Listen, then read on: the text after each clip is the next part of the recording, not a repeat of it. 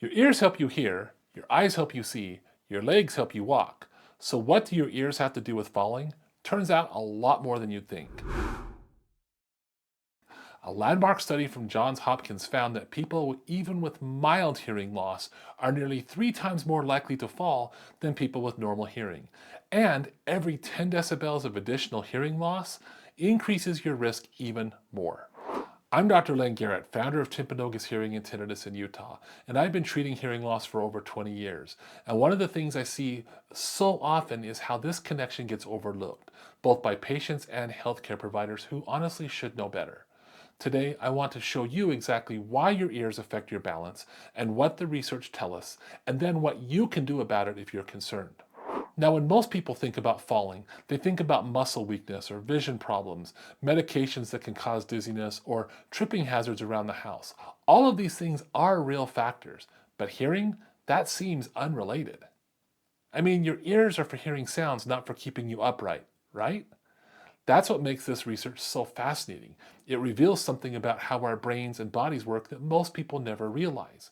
The connection between hearing and balance isn't immediately obvious until you understand what's actually happening in your inner ear and your brain. And once you see it, it makes perfect sense. What surprised researchers here wasn't that the connection exists, it's just how strong that connection is. We're not talking about a small increase in fall risk. We're talking about doubling or tripling your odds of falling even from a mild hearing loss. And this matters because falls aren't just minor inconveniences for older adults.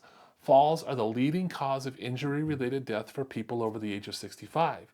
They cost more than $50 billion every year in medical expenses, and more than 1 in 3 adults over 65 will fall each and every year. So, if there's a modifiable risk factor we can address, and hearing loss is one of those, that's worth paying attention to.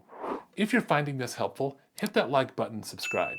I put out videos twice a week on hearing health and tinnitus, and I want to make sure you don't miss any practical information that could actually help you stay safer. Alright, so how does hearing loss actually increase your risk to fall? There are 3 main pathways that researchers have identified. This is probably the most important one to understand. When you have hearing loss, your brain has to work harder to process sound.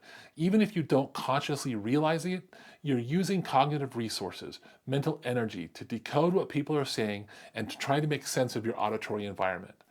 Think about it like this. Your brain has a limited amount of processing power available at any given moment. And when a large chunk of that processing power is dedicated to trying to figure out what someone said or filtering through muffled sound, there's less available resources for other tasks, like maintaining your balance or monitoring your position in space. A 2021 study published in Frontiers in Aging Neuroscience explained this as the cognitive load hypothesis. The brain has to recruit additional cognitive resources, things that are normally used for memory and attention or executive function, just to process degraded auditory input. What I see in our practice is patients who are completely exhausted after social situations, not because they were physically active, but because their brain was working overtime the entire time trying to hear. And that cognitive fatigue affects everything else, including balance and spatial awareness. When your brain is constantly pulling resources to decode sound, it's like trying to balance on one foot while doing mental math. The balance task suffers because you're splitting your attention. The second mechanism here is about how we use sound to understand our environment. We usually don't think about it, but you're constantly using auditory cues to maintain spatial awareness. You can tell when you're in a big room versus when you're in a small room by how the sound echoes. You know when someone's approaching from behind because you hear footsteps. Your sense of where walls and objects are partly by how sound bounces off them. This is called echolocation, and humans do it naturally without even realizing it. A 2024 study examining spatial cognition in adults with hearing loss found that hearing impairment negatively impacted spatial orientation, navigation, and mental rotation abilities. People with hearing loss performed significantly worse on tests that measured their ability to understand and navigate their space. In my clinic, I've had patients describe feeling disoriented in crowded spaces or having trouble judging distances. They thought it was just aging or maybe vertigo, but it turned out that the reduced hearing was limiting the spatial information their brain was receiving. When you lose access to these subtle auditory cues, when sound is muffled or certain sounds are missing, your brain has less information to work with about your environment. You're essentially navigating with one sense partially offline. And the third mechanism involves the inner ear itself. Your inner ear houses two systems, the cochlear for hearing and the vestibular system for balance. These systems share the same space and often share similar pathology. Damage that affects your hearing can also affect your vestibular function and your body's balance system. Even when the standard balance tests look normal, there can be subtle vestibular deficits that wouldn't show up without specialized testing. Research has shown that hearing loss and vestibular dysfunction often occur together as we age. The same processes that damage the delicate hair cells in our cochleas responsible for hearing can damage the structures responsible for detecting head movement and position. And interestingly enough, even when researchers controlled for vestibular functions in their studies, meaning they accounted for measurable balance problems, the association between hearing loss and falls remained significant. So it's not just that people with hearing loss also happen to have balance disorders. The hearing loss itself, through these cognitive load and spatial awareness mechanisms, are contributing to fall risks independently. So what does the actual data tell us about this connection? The landmark study I mentioned earlier was published by Dr. Frank Lin and his colleagues at Johns Hopkins. They analyzed data from over 2,000 people aged 40 to 69 from the National Health and Nutrition Examination Survey. What they found was fascinating. People with just 25 decibels of hearing loss, that's the difference between normal hearing and mild hearing loss, had nearly 3 times the odds of reporting a fall in the previous year. And every 10 decibels of hearing loss increased fall risk by 140%. That means someone with moderate hearing loss has even higher risk compared to someone with mild hearing loss. That relationship is dose dependent. More hearing loss means more fall risk. Now, that study was published in 2012, and researchers have been building on it since. A comprehensive meta-analysis published in 2024 pooled data from 27 different studies involving more than 5 million participants. They found that hearing loss was associated with a 51% greater odds of falls in the cross-sectional studies and 17% greater risk in longitudinal studies that followed people over time. Those are clinically significant numbers. This isn't a small effect that shows up in statistics that don't really matter in real life. This is a meaningful increase in your risk of falling. And what about hearing aids? Do they help? A 2023 study published in the Journal of American Geriatric Society found that older adults who consistently wore hearing aids had about a 50% reduced odds of falling compared to those who didn't use their hearing aids. And people who wore their hearing aids at least 4 hours each day had up to 65% reduced odds of falling. Now, I need to be transparent about all this. Not all research on hearing aids and fall prevention has shown consistent results. Some studies find benefits that others don't. The difference seems to be in consistent use and proper fitting. Just owning hearing aids doesn't help. Wearing them regularly and having them properly programmed matters. In my clinic, I see this connection play out regularly. I recently had a patient who came in primarily for hearing loss. During our conversation, he mentioned that he'd fallen twice in the last 6 months. Not serious falls, but enough to make him a little concerned.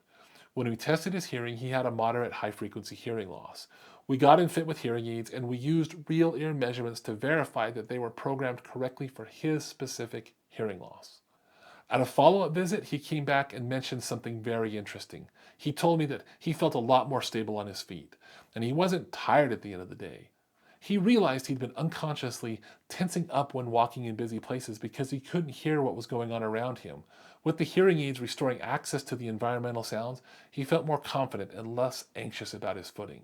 Now, that's not an unusual story. I hear variations of that all the time. People don't always connect their balance concerns with their hearing until the hearing is treated and they notice the improvement. Now, not everyone with hearing loss has a fall risk as their primary concern.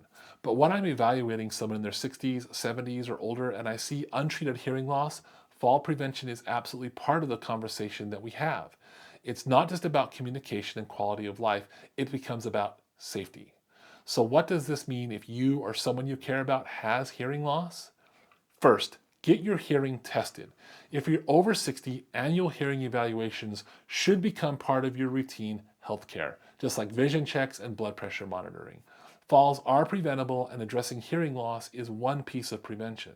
Second, if you have hearing aids, wear them consistently. The research is clear that consistent use, not just owning hearing aids, is what provides benefit. If you're not wearing your hearing aids because they're uncomfortable or not working well, that's a problem to solve, not accept. Third, make sure your hearing aids are properly fitted and verified. This means your audiologist needs to use real ear measurements during the fitting process to confirm that they're programmed to the right amplification for your hearing loss. Without verification, even premium hearing aids might not be helping you as much as they should. And fourth, if you have both hearing loss and concerns about falls, tell your audiologist. This should be part of a comprehensive evaluation. We should be asking about falls, dizziness, and balance concerns. And if there are red flags, we can coordinate with your physician or refer you to a balance specialist when needed. The good news is this is a modifiable risk factor. Unlike age or some other fall risk factors you can't change, hearing loss is absolutely treatable. So the bottom line is, your ears do more than help you hear conversations. They contribute to spatial awareness, reduce your cognitive load, and help your brain process information about your environment. All of these things affect your balance and fall risk. The research is clear that hearing loss significantly increases fall risk, and properly fitted hearing aids used consistently can reduce that risk by 50% or more. This isn't just about volume, it's about giving your brain the information it needs to keep you safe, stable, and confident on your feet.